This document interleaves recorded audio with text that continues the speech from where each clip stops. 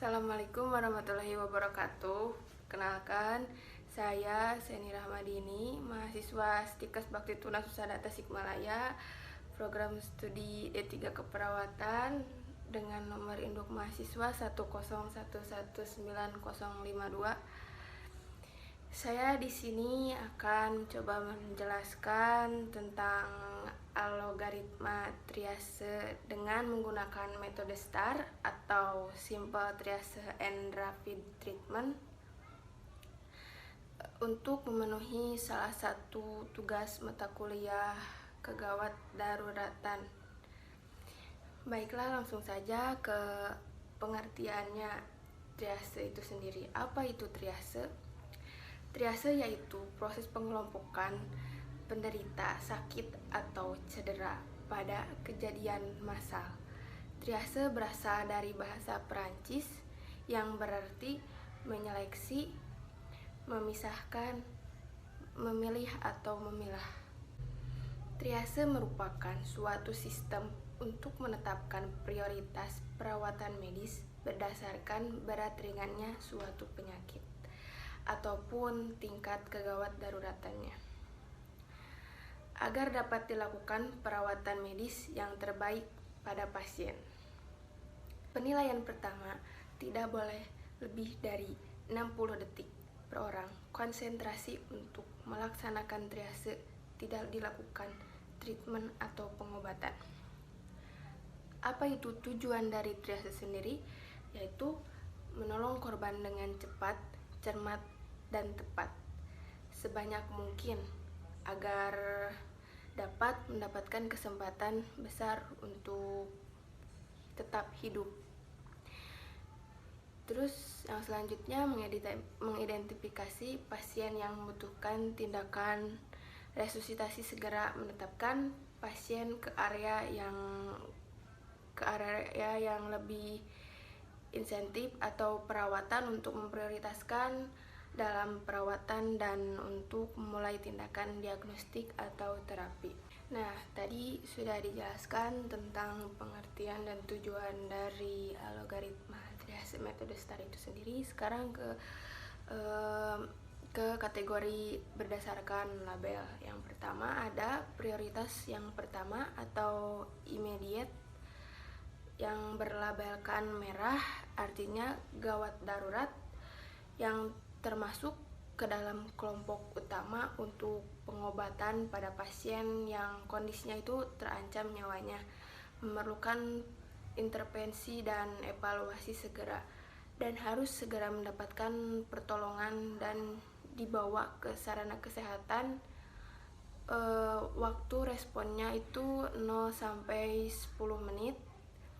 Kemudian keadaan penyakit atau lukanya yaitu keadaan kritis nyawa, terlihat gejala yang segera ditangani seperti saluran pernapasannya tersumbat, kemudian sesak napas, pendarahan, shock, gangguan kesadaran, luka bakar derajat 2 sampai 3 lebih dari 30%.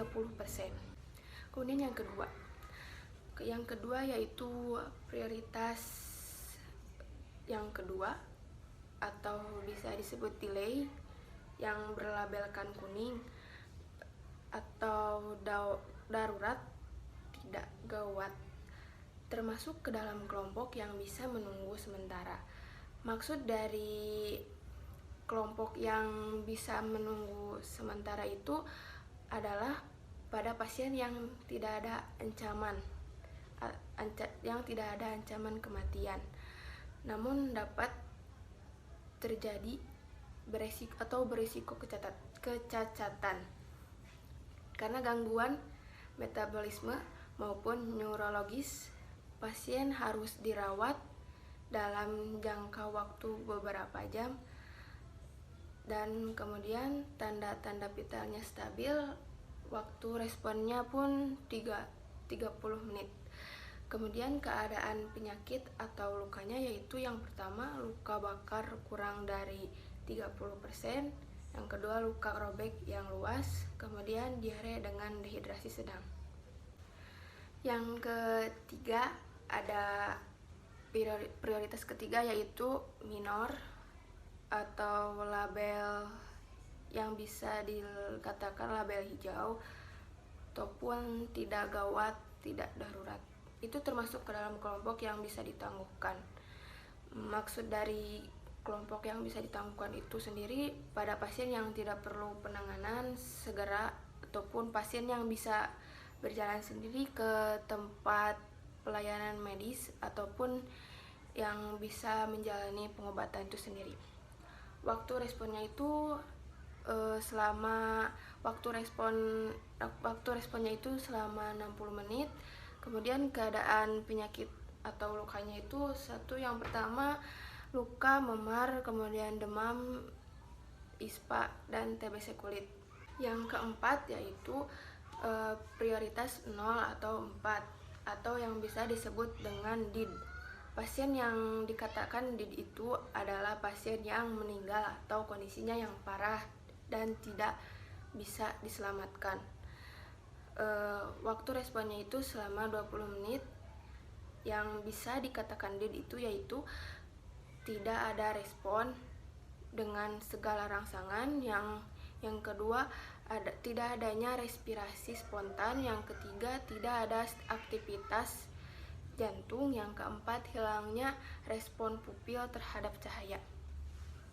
Terus yang selanjutnya ada pedoman penentuan kategori triase secara tepat. Yang pertama bisa ditentukan di respirasi atau pernapasan. Yang kedua bisa ditentukan di pulse atau nadi. Yang ketiga bisa ditentukan dengan mental status atau status mental. Baiklah, tadi sudah dijelaskan tentang kategori berdasarkan label. Sekarang lanjut ke prosedur pelaksanaan triase menggunakan metode STAR atau Simple Triage and Rapid Treatment. Korban yang bisa berjalan mendekat ke petugas medis atau lokasi yang aman, maka korban tersebut bisa diberi label hijau. Setelah diberi label hijau, kita harus mengecek pernapasannya. Jika korban tersebut tidak bernapas, kita harus membuka jalan napasnya atau bebaskan jalan napasnya. Jika tidak bernapas, diberi label hitam. Dan jika korban tersebut bernapas lagi, maka diberilah label merah. Ukur frekuensi pernapasan korban. Jika lebih dari 30 menit, maka diberi label warna merah. Dan jika kurang dari 30 menit, maka harus dicek lagi perfusinya apakah baik atau tidak dengan cek CRT-nya atau capillary refill time dengan cara tekan kuku tangan pasien atau korban, kemudian lepaskan dalam hitungan 2 detik. Jika kembali merah, maka pasien tersebut berikan label warna merah. Jika CRT-nya tidak bisa dilakukan, maka harus cek nadi radialisnya. Jika tidak teraba atau nadinya lemah, maka beri label warna merah. Dan jika nadi radialisnya kuat namun CRT-nya kurang dari 2 detik, maka lanjutkan dengan cek status mental. Cek status mental atau cek kesadaran. Kita bisa beri perintah sederhana kepada korban atau pasien.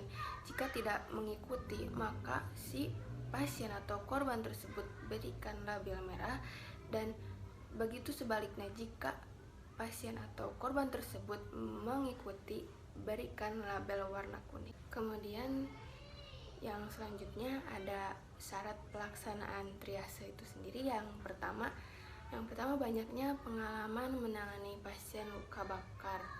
Yang kedua, pengetahuan tentang pertolongan pada saat bencana. Yang ketiga, ada daya kepemimpinan. keputusan yang tepat dan kreatif. Itu juga penting, sangat penting bahkan. Yang keempat yaitu kemampuan untuk berhumor. Kemudian dokumen triase. Yang pertama, identitas korban itu harus ada.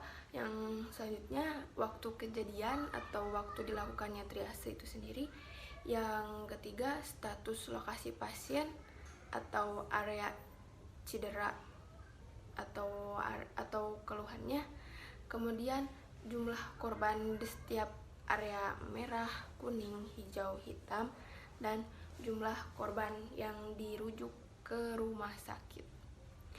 Mungkin sekian yang bisa saya sampaikan, kurang lebihnya mohon dimaafkan karena saya juga sedang dalam proses pembelajaran atau masih belajar. Terima kasih atas perhatiannya. Wassalamualaikum warahmatullahi wabarakatuh.